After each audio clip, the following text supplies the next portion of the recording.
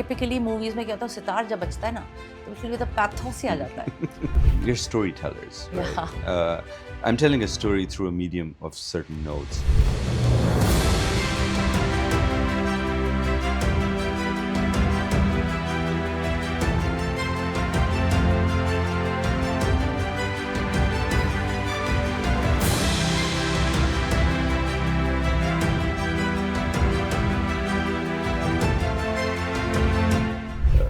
कहते हैं ना रोटी कपड़ा मकान. हाँ, वो बहुत ज़रूरी है, लेकिन अगर रोटी कपड़ा मकान नहीं होता तो सब लोग पागल हो जाते हैं. You need entertainment. You've played at absolutely international podiums. How do you think it went to them, the new audience especially? So it's really not a matter of an age, it's a matter of sensibility. What was classical music to him? What he played? हम लोग अपनी history, हमारी सभ्यता, हमारा tradition जानना बहुत ज़रूरी है.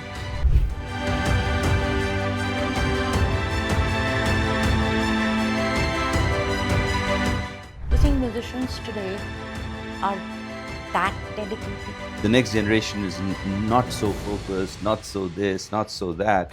Feel a certain emotion, whether it's happiness or it's sadness or whatever it is, right? And I can see that same connect that I'm able to be walking along with my audience in the same journey.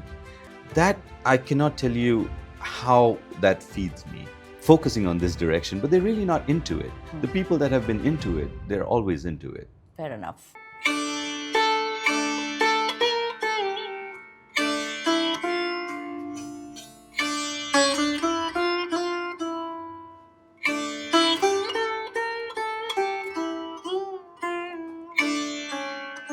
Malhar. Hello. Welcome. Thank you so much. Thank you for having me. And Shweta's Talkies. I'm sitting today with Hidayat, a very, very dear old friend who now lives in US and somehow still puts in every bit of an effort to keep his heritage alive. Coming from 7 generations, going on 8 generations of sitar players and maestros. He sits here today and we discuss about current growing relevance of classical music anywhere, in any country. How he's trying to tackle the new age with old age. It is tough to be the son of an absolute maestro and a little maestro himself. He's getting there. Aligning with new age music, that too in the US. He keeps visiting India just to go back to his roots. Hidayat, welcome back again. Thank you so much for having me. You're going to be here for how long now? Leaving tomorrow. Oh, thank you. We're going to shoot exactly 2 hours. We better be smart about it. Absolutely. How is it going? Great. But can I make a correction? Absolutely. I said, I would rather be young friends than old friends. That's also true. You know, fact. I've been quite in awe of how you've been managing music, not just as a skill set, not just as something which was maybe gifted to you, but something you continue to push through. Indian classical music, that too overseas. What's the journey been? I guess I'm going to be honest because of our relationship, and this is not going to be a typical answers from me. But at some point, I started enjoying the journey. And since then, it's been a game changer. And when people say a lot of cliche things that don't forget about the destination, enjoy the journey, and be in the moment and everything. They're actually such valuable lessons. They're such simple things that I used to feel tremendous amount of pressure. Not just because I'm the son of who I am, but also because being his son and coming from a family such as mine, I was surrounded with musicians and people of that stature. So when I would get onto the stage, the music that was ringing in my ears, my music would never match up to it. And if I wasn't having fun, there's no way my audience was enjoying it. So it's somewhere a sort of a switch sort of flipped in me, and I said, you know what, forget the pressure. Just have fun. And since then, I'm actually, I love performing. I love meeting people. I love sharing my music. And I just had a concert day before yesterday in Goa at a friend's place. And it was a Betak. And believe you me, I had as much fun as everyone else over there. It wasn't a performance for In me. Goa. Yeah. It was pure classical. No, it was just whatever. That's the It was good just bit. music. It was just music. Is Ammi massively proud of you? No, I come from a generation where ammis never, at least they don't tell you when they're proud of you. Oh or yeah, not. that's also true. It's no always showing, negative criticism that comes but out. that's what works, maybe. For us, it does. I don't see anything wrong with that. I mean, I don't need to be told that I'm amazing every morning, every afternoon. So I'm okay with it. I'm okay with it. Yeah. You've played all over. For the younger lot, and I always request my guests to say a little bit about them in, let's say, 3-4 lines about how you've managed to keep something like sitar, which is actually so niche. You're not even just looking at tabla because it's everywhere. Sitar is specific. It is amazing. It's beautiful. It may not be very easy for the young lot to understand.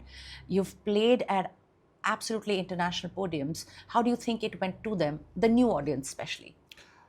But for my generation, we really lucked out because by the time we came about, the world knew music. And as the thing is that I really believe Indian classical music is extremely popular. It's just media does not give it the attention that it requires. Word. Yeah, and especially me living abroad, the only two things that I feel, or three things that I feel come out of India is politics, Bollywood, and cricket. Whereas India has so much to offer. I mean, what I do. So I've been across the globe. I've never had an audience that's completely alien. So my job, I think my forefathers and other great musicians did that hard work for us. So we have it easy in that sense. And in terms of younger and older generation, I feel that it's about a certain sensibility. And I really think young people also have that, and old people also don't have it. So it's really not a matter of an age or a Generation X versus millennials or whatever they are. It's a matter of sensibility. And my music, I feel, appeals to a certain sensibility. And that's got absolutely nothing to do with age. Actually, well said, because I'm an EDM girl, and you know that, right? And we've had conversation, and you said, Shweta, it's hard for me to appreciate what you listen to and really enjoy it. Same way, it could be hard for me to really enjoy it. I appreciate it. And somehow, in many of your tracks, you've managed to marry both. You can tap a little. I mean, typically movies में क्या होता है, सितार जब बजता है ना, तो बिल्कुल भी तो pathos ही आ जाता है. But maybe it is the raga, or maybe it is what it is. Tell us about the more happier sides of this instrument. I mean, sitar, like the modern day sitar, what it is today, I've never been in any situation where I've not been able to feel that I'm not able to communicate. Because at the end of the day, we're storytellers, right? Yeah. I'm telling a story through a medium of certain notes, and it's the emotion that I'm feeling is what I'm reflecting to you, and that's how I'm speaking to my audience.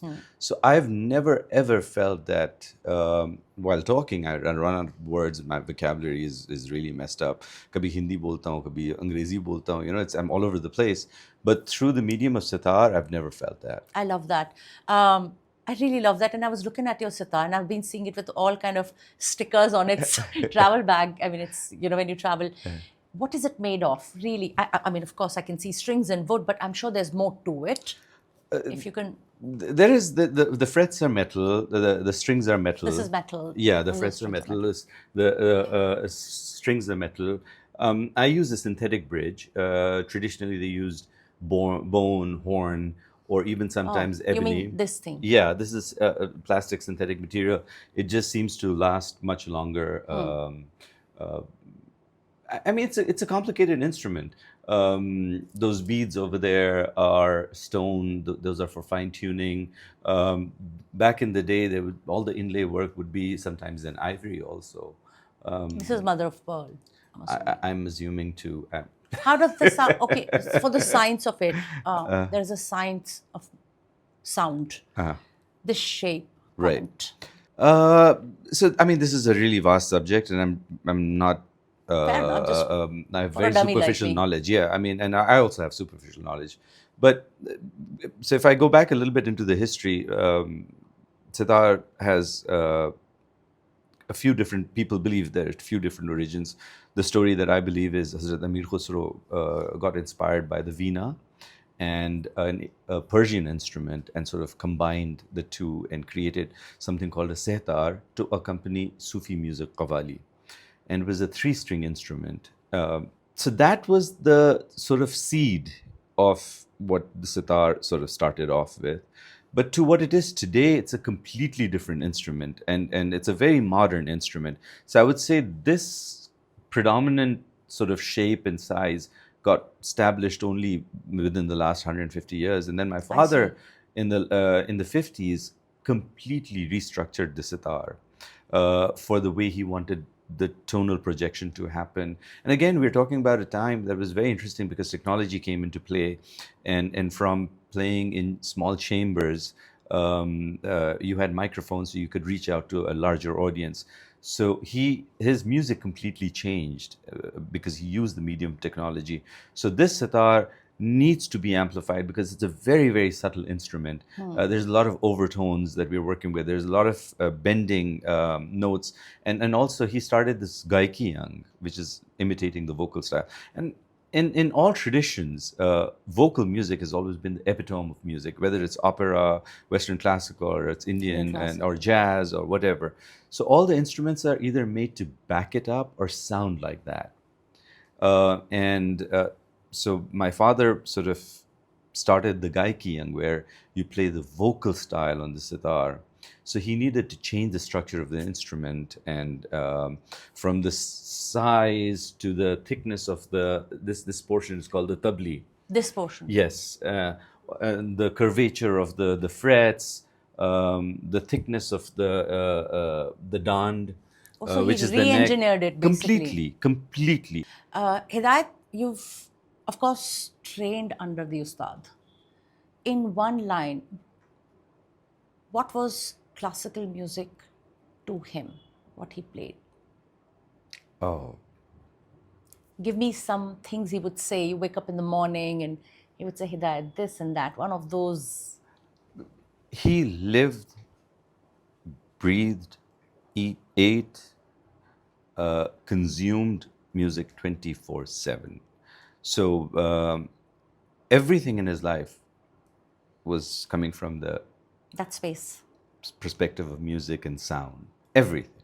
You think musicians today are that dedicated? Oh, absolutely. Absolutely. I mean, I think we always say that the next generation is not so focused, not so this, not so that.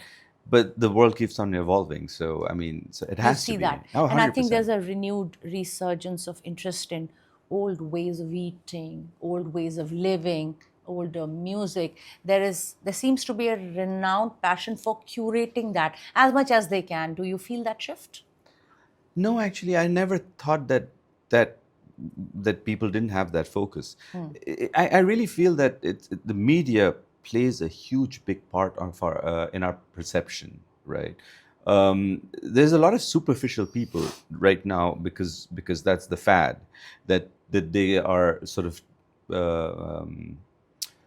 focusing on this direction, but they're really not into it. The people that have been into it, they're always into it. Fair enough. That's my sort of thought process. I mean, it would be wrong, but on the hierarchy, and I have always wondered about this, of music maestros, people who have arrived, people who are about to arrive, is the industry fair?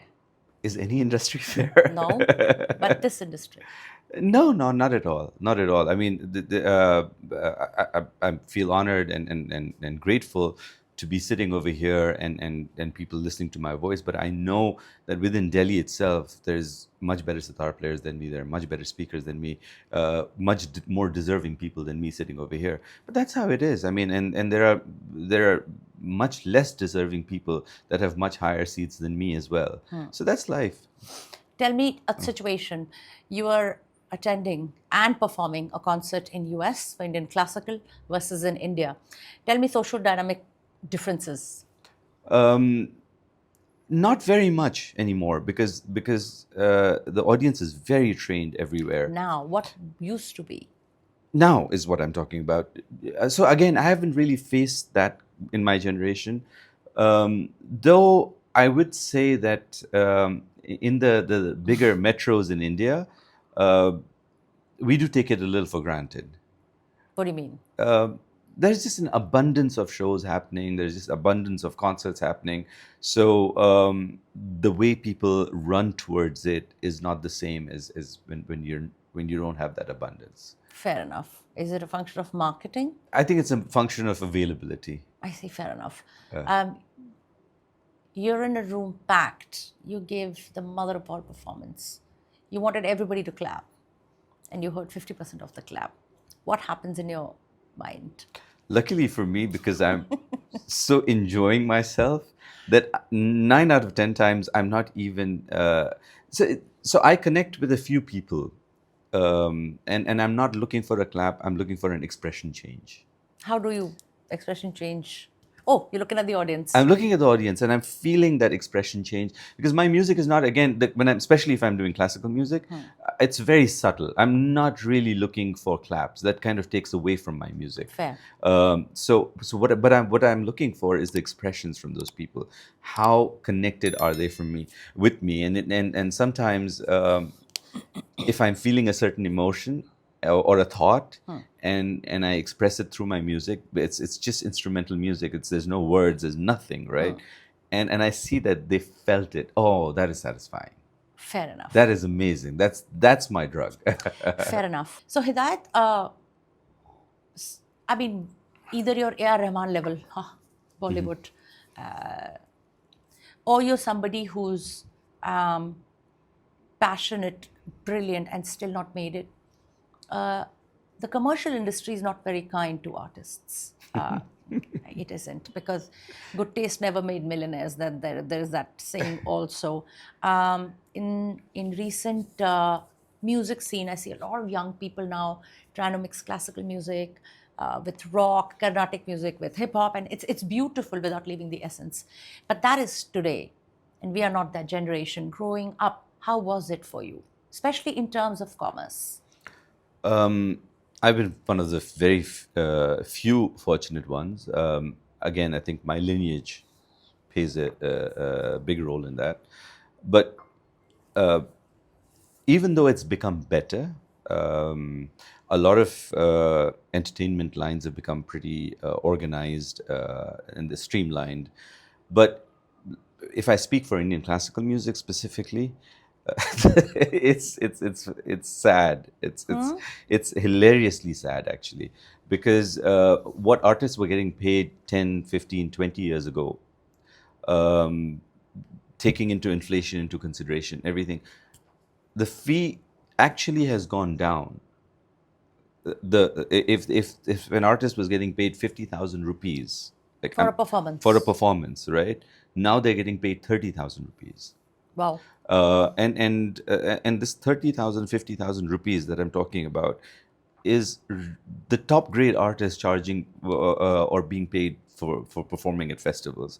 So imagine how, if you're not that famous, if you're not that marketing savvy, how are you even making 2 meals happen? How are you paying for your children's school tuition? How are you paying for your electricity? It's horrible. It's absolutely horrible. The time, effort, and dedication that requires for someone to get onto the stage is exactly like a master's degree. So you start at kindergarten, you do your high school, you do your bachelor's, then you do your master's, right? After you get out of a master's degree and you're working for 20,000 rupees a month in today's day and age, in a city like Delhi, you're making 40,000 rupees a month with a master's degree. That hurts. That's horrible. That's just horrible. And nobody to blame it on? Everybody to blame it on. I mean, it's our responsibility. I mean, like, especially last few years ago, I mean, with the pandemic, right? The amount of music that we were consuming online, the movies that we were watching, everything, to know that was, I mean, that's your वो कहते हैं ना रोटी कपड़ा मकान, हाँ वो बहुत ज़रूरी है, लेकिन अगर रोटी कपड़ा मकान ही होता तो सब लोग पागल हो जाते हैं। You need entertainment, you need stimulus in your for your brain, and these guys are providing that for you. They're your backbone, and there is absolutely nobody even thinks about it. YouTube पे आप अपना गाना डालिए या Spotify पे डालिए, आपको मतलब 3 सेंट नहीं मिल रहा है, और कितने लोग उसको कितना मज़ा ले रहे हैं उसका, whether it's a romantic evening with your loved one on Valentine's, you're putting on music. Did you ever think about it? You paid a bomb for a bottle of wine and dinner or travel plans or dressing up and everything. And the main thing, and remove the music out of it, see how your evening goes. Wow, okay. Remove music out of your drive. Wow, yeah, me too. I mean, yes, it changes completely. Right. And Full really, if you respect. think about it, जो आप गाड़ी में सुन रहे हैं, जो आपने legal तरीके से लिया है, ठीक है, आपने you actually bought it from Apple Music or wherever, whatever, right? See the amount of money these corporates are making and how rich they are, and then really see how what those musicians are getting paid. Humbling.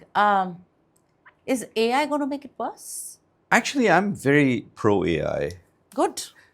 Because AI is like, makes me feel like a superhero. The things that I could never do, I'm able to do it. Accounting. You're bad at that. You're not a good math boy at that.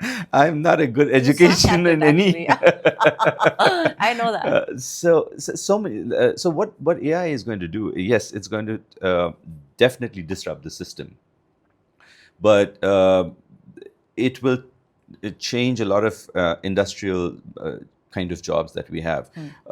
I think, again, this is my personal opinion, it may be completely wrong, but I think popular music is going to suffer because... You think? Absolutely. Because anyone and everyone can create that through the help of AI.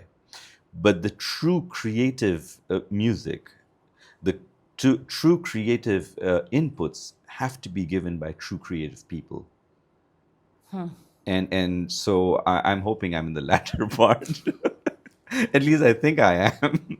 So I'm positive about it. But I did hear, I had a lecture at Columbia University. We were talking about AI and creativity, and they played a 30-second Sarod piece for me, and I swear to you, I couldn't tell it was created by AI. What are you saying? It was incredible. Really? Yeah. So I was having a hard time figuring out from which gharana or who is the musician, because I'm a musician of Indian classical music. So within the first stroke or so, I can tell where this person's coming from. Hidayat, be very honest. You've had small concerts and big concerts and massive concerts. The most embarrassing Oh God, no. story ever while performing. Please, I'm dying to know. I don't know if I should even say this. You don't have to give me names, but I really am dying to know the story. It involves a beautiful woman. Of course. I was playing with my father in many years ago in Minneapolis. Many years ago. I was very young. That's not me anymore, for the record. And we were playing in Minneapolis, and it was a beautiful auditorium. It was one of those massive auditoriums, but the way it was designed, that you really felt very close to the audience. It was very sort of upright. Intimate setting. Yeah, a very intimate setting.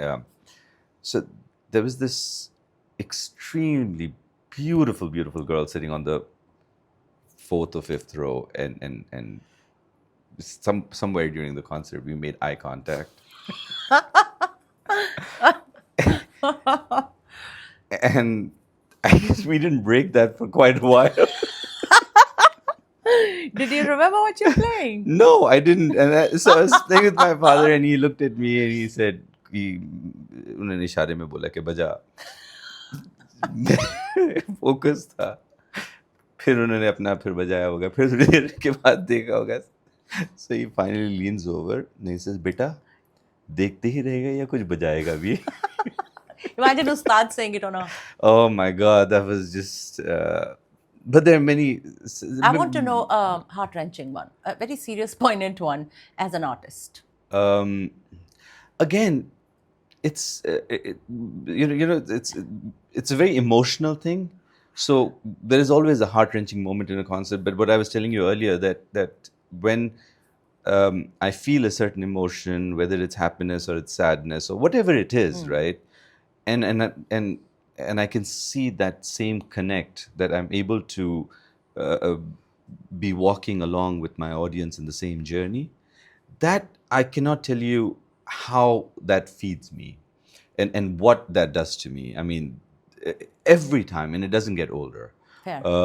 So whenever I'm on stage, if I'm able to make that connect, it's just beautiful.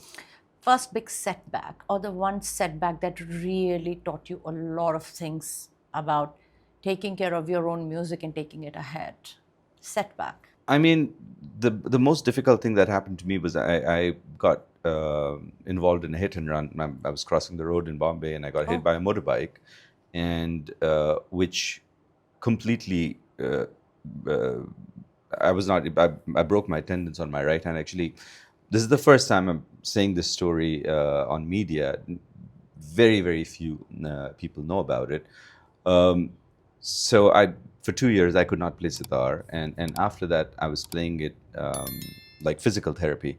So and it wasn't happening, and some point I realized that I need to get back on stage, because that's the way I'm going to progress. You just can't keep on practicing at home. But at the same time, I knew I wasn't capable of being on stage. Then my father was no more, and we needed the money. So I had to get work and do the work that I needed to do. Wow. And I climbed up on stage, and I used to get thrashed, rightfully so, because I didn't belong on that stage. And it was a beating every time, and coming back home and sort of being relentless, and really developing a thick skin, and sort of. But luckily for me, that didn't change into revenge anger, right? Because I realized that sometimes real well-wishers also, right? And sometimes people, just because they are who they are, when they critiqued me, it was very personal, because I knew I was wrong, I knew the flaw was there. I knew I was incapable of doing It's it. pretty brave of you to say this, though. I mean, The reason why I say this, actually, why I don't say it is because I don't want the sympathy from people. It was my journey. I worked through it, and I'm still working through it, and whatever it is, right? But at the same time, I do feel there are many people that go through this, and it's very difficult at that moment. But if you're sort of relentless, and believe that someday you will get past that, you will get past that. I like that. Hidayat, I haven't gone to your side of the town. It's been 10 years. But I see increased music, concerts, gatherings. Even back in New Jersey, you keep doing your own, little gatherings for your friends and family. How has it changed now? And a story where it really made you have even more confidence in what you do now, as someone who loves what you do and is proudly Indian. Actually, proudly Indian was a very interesting thing. I recently came out with a song, sort of reimagination of our national anthem. Yes, released on the 26th, and recording that, like, really was amazing, because it took me back memory lane, 7th, 8th, 6th grade in Dehradun, standing in assembly line in the morning, and singing these patriotic songs, and such beautiful songs like Sare Jahan Se Acha, and Humko Man Ki Shakti Do, and so many of these songs, right? Yeah. And those values get so embedded in you that you don't even realize, right? सोचा भी नहीं है consciously उस बारे में, but अभी करने बैठे, I was like, अरे यार, look at those words and look at the values that we live by, and everything's very profound. So it's sometimes hard to keep your values in the front center in consciousness when you're living abroad for long periods of time.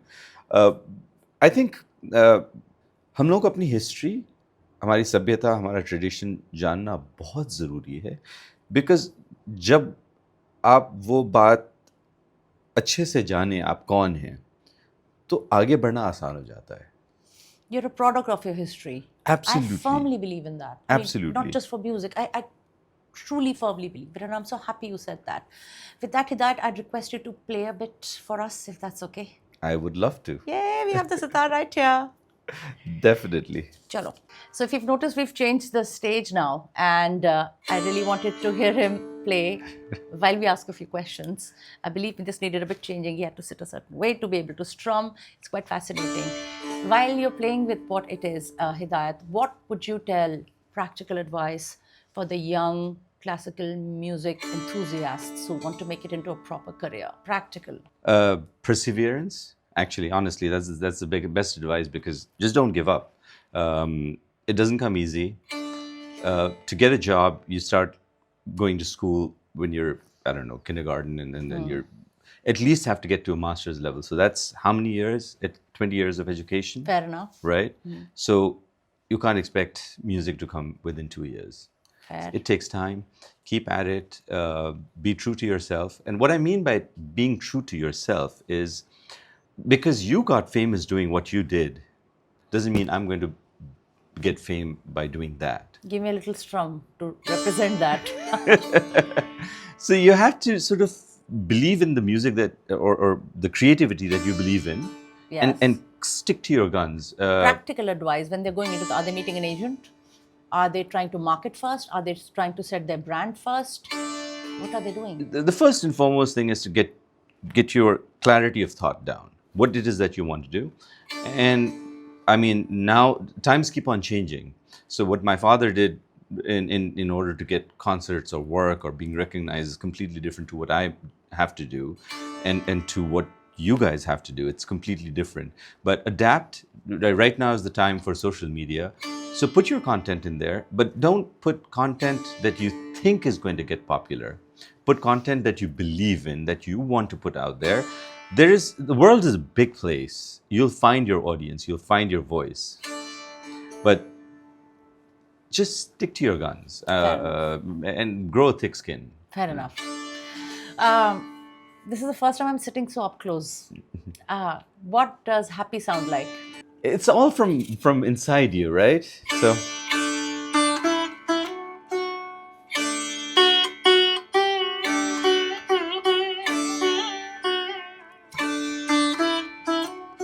Sad?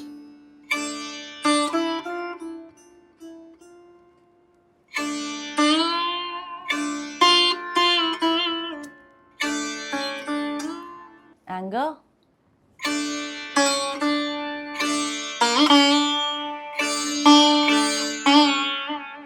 Wow.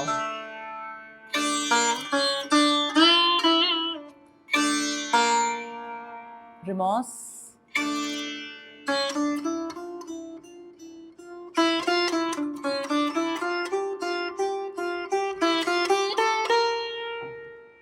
Love?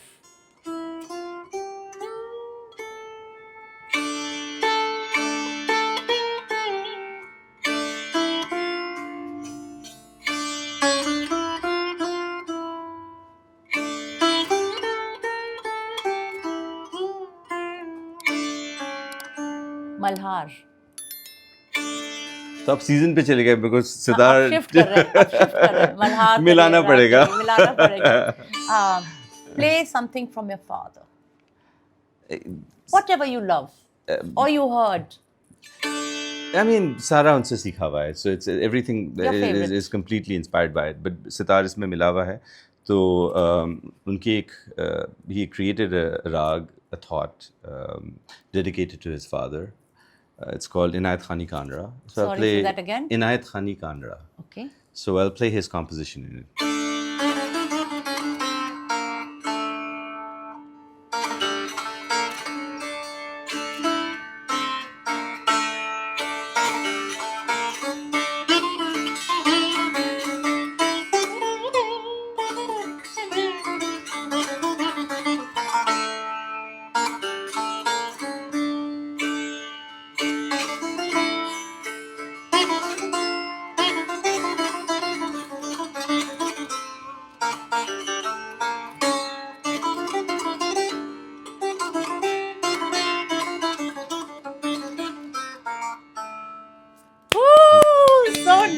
Hidayat. Thank you so much for that. I think we'll take a break to disengage him from his sitar. Ending conversation, Hidayat. I want to know, what else are you doing right now? Where do you want to push your interest in? What do you actually love about current ecosystem? Oh, everything. I'm a positive guy. Glass half full. We know. I have a lot of interest in life. So I love cooking. I love racing cars. Fashion, to whatever I think it is. Are you trying to model now? Is that what's happening? Huh? Are you trying to model now? I've always tried to. I knew it. I knew it was somewhere in there, but hasn't happened yet. No. It's a fantasy, and it's a good fantasy to have.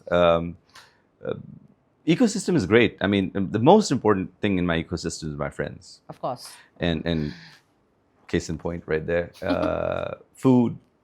Very good. It's something I want to hear in absolute clear terms. One place you would love to play. Asset. One place. Physical.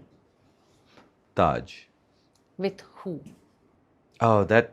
If you had one person you would play with in your life, who would that be? You know, I would love to be able to play with Yo-Yo Ma or a celloist. Just sitar and a cello at the Taj. Oh, beautiful. What are you wearing? Since you like clothes Shah and Jahan. fashion. I'm wearing Mumtaz. You're very Mumtaz. Thank you for coming over. Can we open lines for the upcoming artists to somehow have a chat with you in their career growth once in a while? Would you be available on Shweta's Talkies to guide them?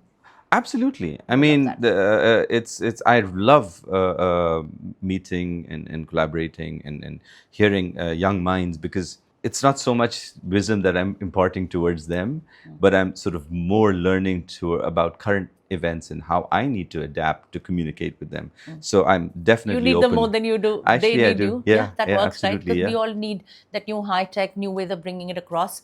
One place in India which you've already played and would love to play again. The smaller cities, the Why? tier C cities, Bhopal, Indore, Why? because the audience is just fab. Oh. And I'm a small town boy. I grew up in Dehradun, so I sort of connect to that mindset. What's the audience difference between Delhi, Bombay, Bangalore, Hyderabad versus small towns? Overexposure of everything, entitlement, you know. Well, that so that versus the smaller cities still have that, and it's about the innocence, I think, and the warmth. People are extremely gracious, and extremely open-hearted. I love that. Thank you very much, and thank you for coming on Shweta's Talkies. It was a pleasure. I absolutely enjoyed myself. I hope you're That into little it. squeak.